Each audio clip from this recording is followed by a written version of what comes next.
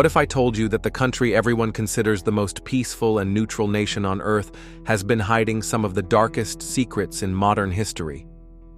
Switzerland, with its pristine mountains and world-famous chocolate, has a shadow side so disturbing that it will completely change how you view this supposedly perfect nation. Today, we're going to expose 5 shocking truths that Switzerland desperately wants to keep buried forever. The perfect facade.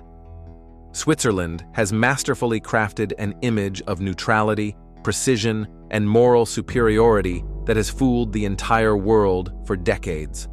The Swiss Alps, luxury watches, and secretive banking system have become symbols of excellence and discretion. But behind this carefully constructed facade lies a web of crimes against humanity, financial corruption, and systematic oppression that continues to this day. The Swiss government has spent billions of dollars maintaining this pristine image, while simultaneously covering up atrocities that would make even the most hardened criminals blush. What you're about to discover will shatter every preconceived notion you have about Switzerland. These aren't conspiracy theories or wild accusations. These are documented facts that have been systematically hidden from public view. Secret number 1: the Nazi gold scandal. Let's start with perhaps the most horrifying revelation of all: Switzerland's role as the primary banker for Nazi Germany during World War II. Swiss banks didn't just store Nazi gold, they actively participated in one of history's greatest theft operations. The Swiss National Bank purchased 1.7 billion Swiss francs worth of Nazi gold, fully knowing that much of it was stolen from Holocaust victims. But here's where it gets truly sickening. A significant portion of this gold came from the dental fillings of murdered Holocaust victims. Swiss banks were literally profiting from the melted-down teeth of genocide victims. In 1998, an official Swiss commission estimated that Swiss banks held $440 million worth of Nazi gold, which equals approximately $8.5 billion in today's money. The most damning evidence came to light when investigators discovered that over half of this gold was confirmed stolen, not just from Jewish families, but extracted from the very bodies of concentration camp victims. Switzerland, the supposed neutral country, was actually the financial backbone of the Nazi war machine. Swiss banks actively laundered blood money while millions of innocent people were being systematically murdered. Secret number 2: forced sterilization program. If you thought Switzerland's Nazi connections were disturbing, wait until you hear about their eugenic sterilization program that continued well into the 21st century. Switzerland operated a systematic forced sterilization program targeting women with disabilities, mental health issues, and those deemed undesirable by the state. This wasn't some ancient practice. These medical atrocities were happening in modern democratic Switzerland. Thousands of women were forcibly sterilized or coerced into abortions under the threat of being institutionalized against their will. The Swiss government used medical facilities as weapons of oppression, violating the most basic human rights of their own citizens. These eugenic practices continued decades after World War II ended, proving that Switzerland learned nothing from the Nazi horrors they had financially supported. The most shocking aspect of this program is that it targeted the most vulnerable members of society, women who couldn't defend themselves against state power.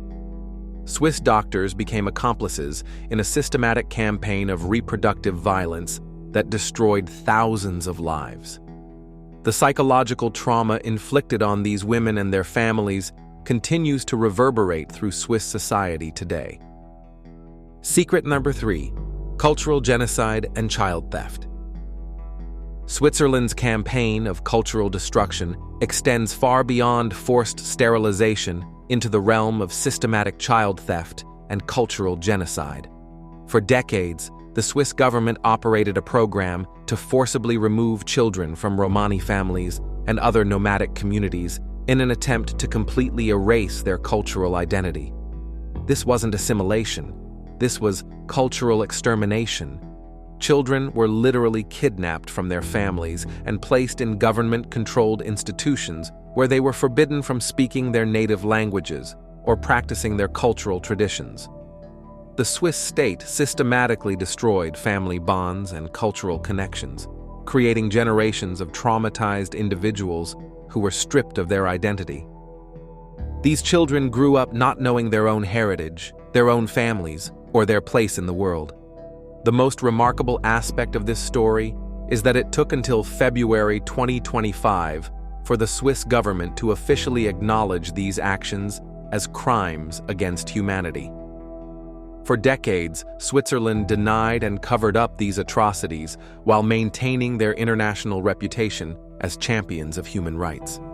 The official government recognition came only after decades of pressure from survivors and international human rights organizations. Secret number 4, the transgender controversy. Switzerland's authoritarian tendencies haven't disappeared. They've simply evolved with the times. In 2023 and 2024, Swiss authorities demonstrated their willingness to destroy families over ideological disagreements regarding transgender policies in schools. When parents challenged their child's school for initiating social transition without parental consent, the Swiss state responded with shocking brutality. In April 2023, a Swiss court ordered that a child be forcibly removed from their family home simply because the parents disagreed with the school's transgender policies. This child has been living in a government-funded youth shelter ever since, separated from their family by state authorities. The Swiss government essentially kidnapped a child because the parents dared to question official transgender ideology.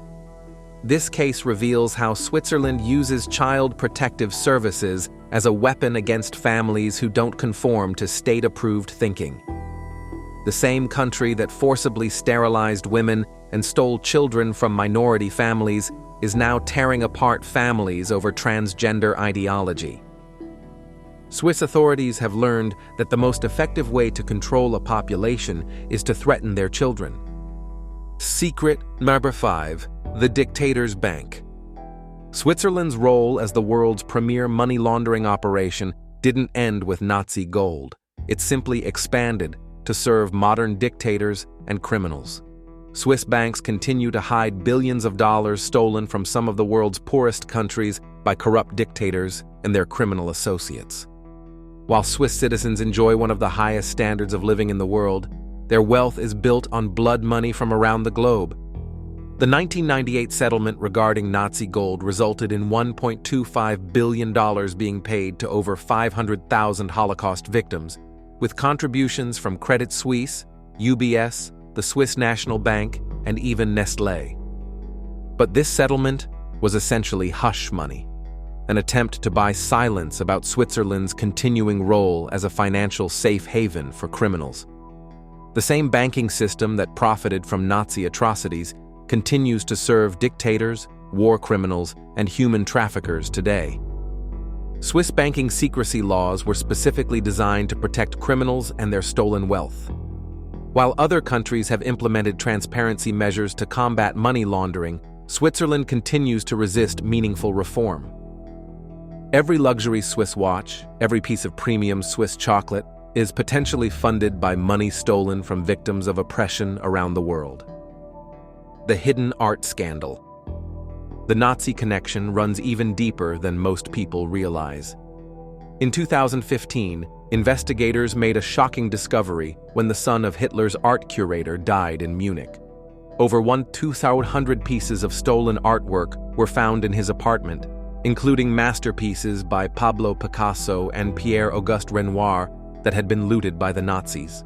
This discovery revealed that Swiss networks helped Nazi officials hide stolen cultural treasures for decades after the war ended. Swiss art dealers and collectors were actively involved in laundering stolen cultural artifacts, turning Nazi war crimes into profitable investments. These precious artworks, stolen from Jewish families and museums across occupied Europe, were hidden in Swiss collections while the original owners and their descendants lived in poverty. The Swiss art market became another avenue for profiting from genocide and cultural destruction. The investigation revealed that Swiss cultural institutions had been knowingly displaying and trading Nazi-looted art for decades. Gallery owners, auction houses, and private collectors all participated in this massive cultural laundering operation.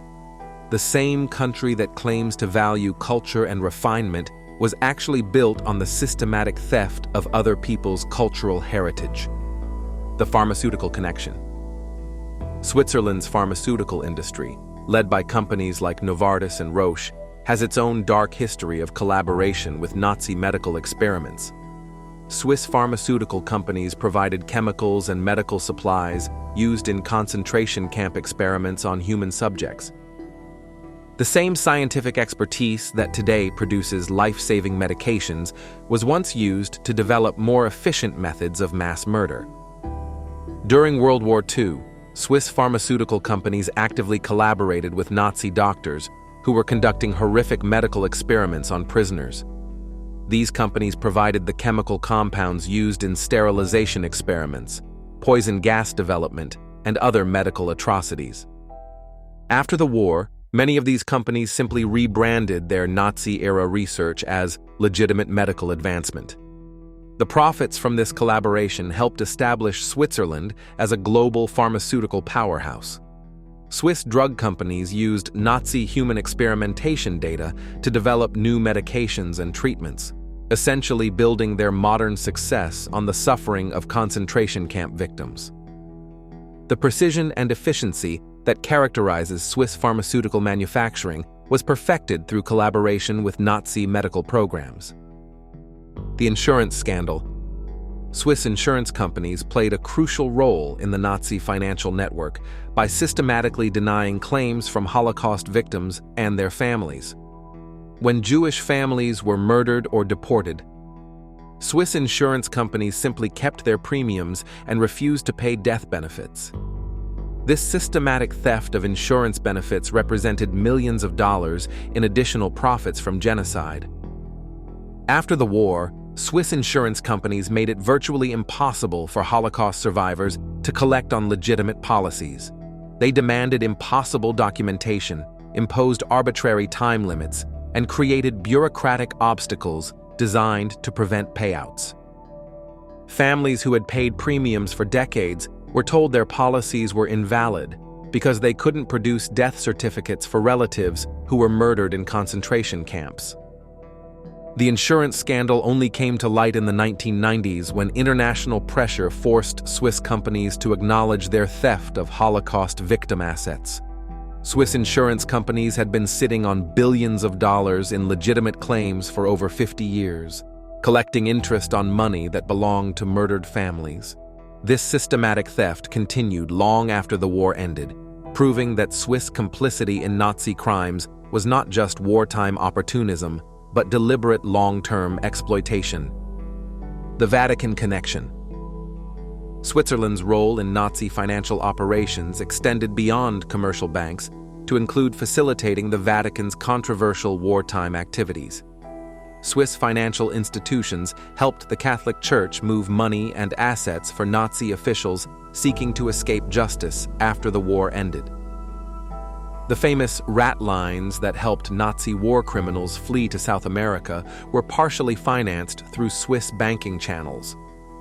Swiss banks provided the financial infrastructure that allowed high-ranking Nazi officials to convert their stolen wealth into new identities and safe passage to countries like Argentina and Brazil. The same banking secrecy that protected criminal wealth also protected the criminals themselves. Switzerland became a crucial link in the network that allowed Nazi war criminals to escape justice and live comfortable lives in exile. This Vatican-Swiss connection reveals how deeply embedded Switzerland was in the global network of Nazi collaboration. Swiss financial expertise wasn't just used to store stolen wealth. It was used to help war criminals escape accountability for their actions. The neutrality that Switzerland claims as its defining characteristic was actually active participation in protecting the perpetrators of genocide. The modern legacy. The patterns established during World War II continue to define Swiss behavior today. Swiss authorities still use the same authoritarian tactics, the same disregard for human rights, and the same willingness to destroy families in service of state ideology. The forced removal of children over transgender disagreements is simply the latest chapter in Switzerland's long history of state violence against families. Swiss banks continue to hide criminal wealth.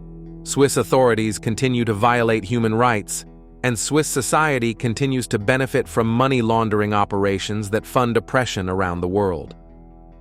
The beautiful alpine scenery and expensive luxury goods serve as a facade that conceals ongoing participation in global criminal networks.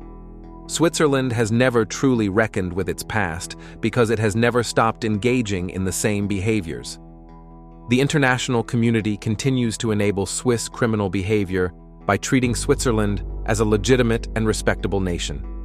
Every international organization that includes Switzerland, every treaty that recognizes Swiss neutrality, every diplomatic courtesy extended to Swiss officials represents complicity in ongoing crimes against humanity.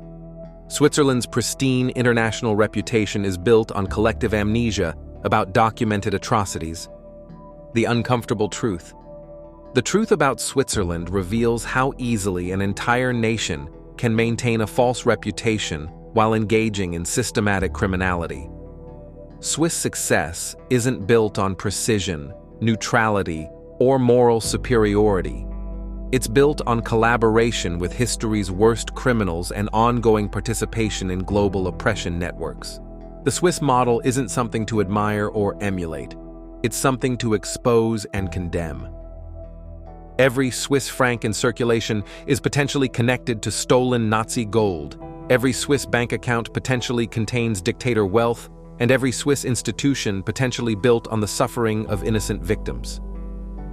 The country that claims to represent peace and neutrality actually represents the opposite: active participation in humanity's darkest chapters. Switzerland's greatest achievement isn't their watches or their chocolate, it's their ability to commit crimes against humanity while maintaining a reputation for moral superiority. The next time someone praises Swiss efficiency, Swiss neutrality, or Swiss success, remember the thousands of sterilized women, the stolen children, the melted dental gold, and the hidden dictator billions. Switzerland's true legacy isn't mountain peaks and precision manufacturing. It's a warning about how criminal behavior can be disguised as respectability when enough money and power are involved.